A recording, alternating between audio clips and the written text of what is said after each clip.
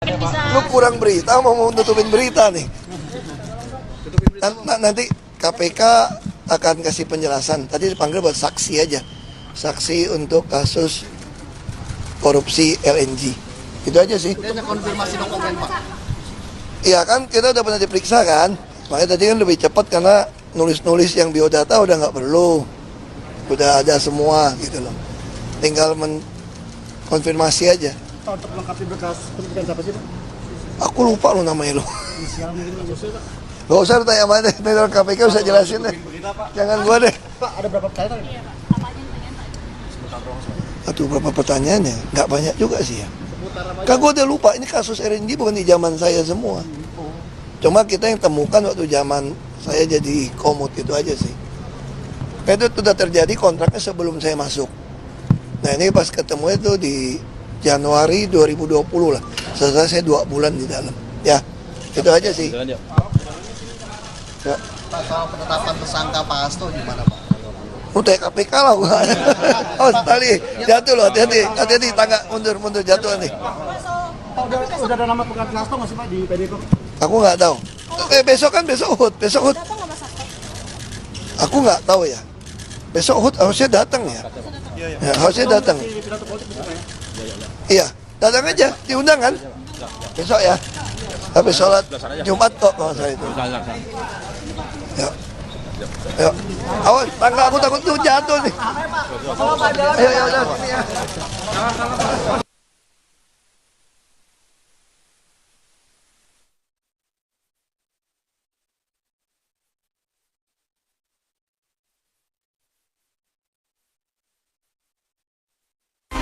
Apakah kita tuh hanya mempermasalahkan Prabowo dan Jokowi?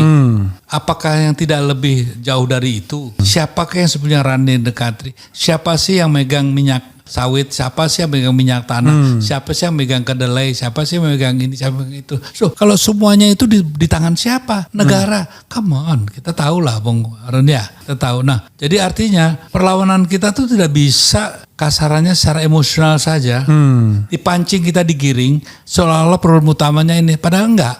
Ini cuma bonekanya. Buat saya, ini satu situasi di mana yang hilang itu harapan. Ya, harapan itulah yang sebetulnya sedang hilang di komunitas bangsa kita. Ya, sebetulnya apa ya?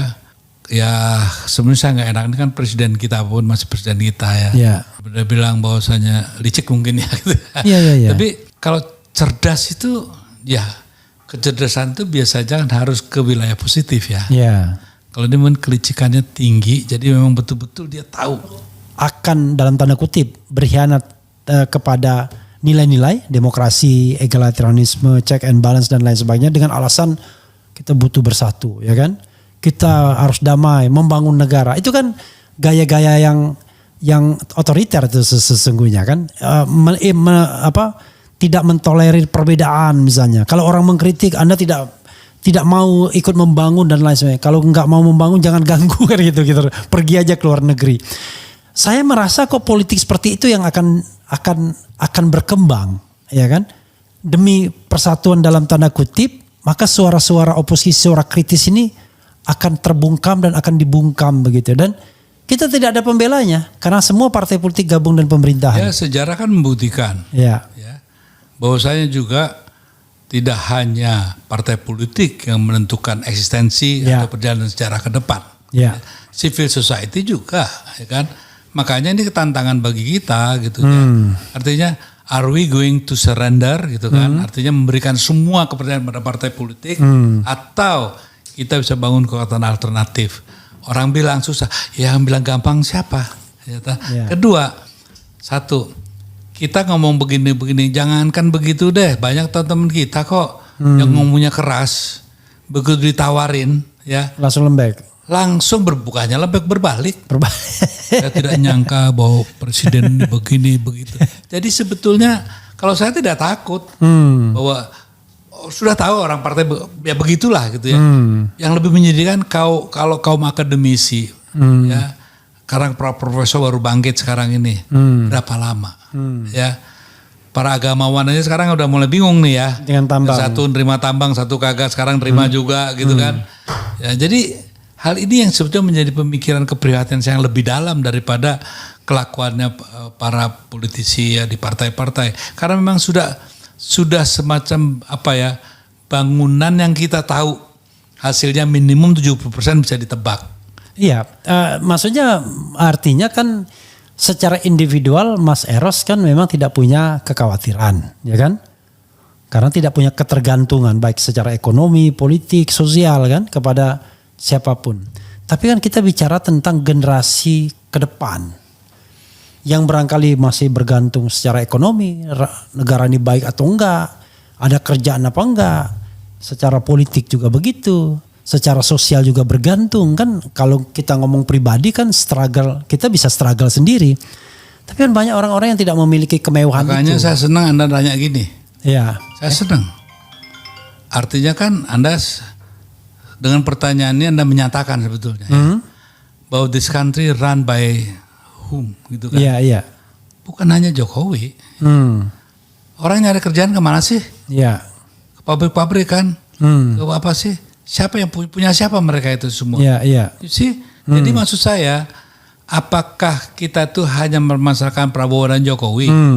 Apakah yang tidak lebih jauh dari itu? Siapakah yang sebenarnya running the country? Siapa sih yang megang minyak sawit? Siapa sih yang megang minyak tanah? Siapa sih yang megang kedelai? Siapa sih yang megang ini? Siapa yang itu? So, kalau semuanya itu di tangan siapa? Negara. Come on, kita tahu lah Bung Arun ya. Iya. Kita tahu. Nah, jadi artinya perlawanan kita tuh tidak bisa kasarannya secara emosional saja. Dipancing kita digiring seolah-olah problem utamanya ini. Padahal enggak. Ini cuma bonekanya. Iya, iya. Ya, sementara yang ini siapa? Ya, contohnya ada kawan saya juga yang baru ini ya baru aja masuk wilayah udah jadi wah luar biasa kayaknya gitu kan. Enggak sebut nama kan gak etis ya. Tapi begitulah dan mereka mengendalikan semua. Sekarang ini deh. Emangnya harga beras semahal ini ya enggak lah. Enggak lah. Nah, apakah kedelai, apakah ini semua kita investigasi. Anda bayangkan kekuatan mereka seperti apa. Per day berapa triliun yang masuk ke mereka dan berapa triliun yang kita ngemis ke mereka. Iya. Nah ini kenapa nggak dibicarakan? Yang dibicarakan cuma bagaimana menggulingkan ini, menggulingkan itu. Emangnya kalau Jokowi digulingkan, gitu, selesai enggak? Iya, iya enggak. Tapi yang lebih penting kan saya bilang makanya gimana Jokowi cuma simbolnya aja ya. Tapi kekuatan yang real gitu. Bagaimana contohnya saya orang yang sudah di tahun 75 sudah diberi pelajaran oleh Johan Xiang gitu ya.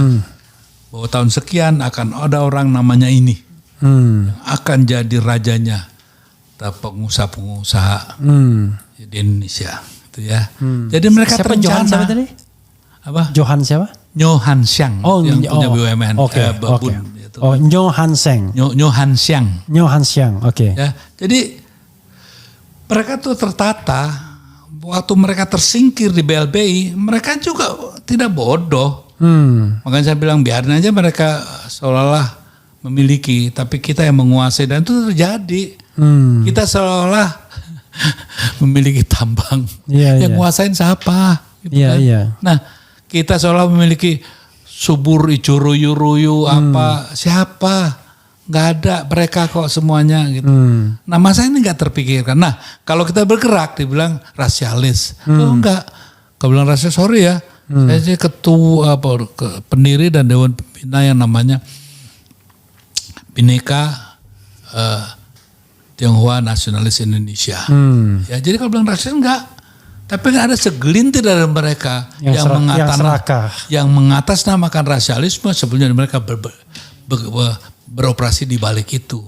Ya, sehingga seolah-olah kalau kita menyerang kita yang rasialis. Padahal mereka sangat rasialis.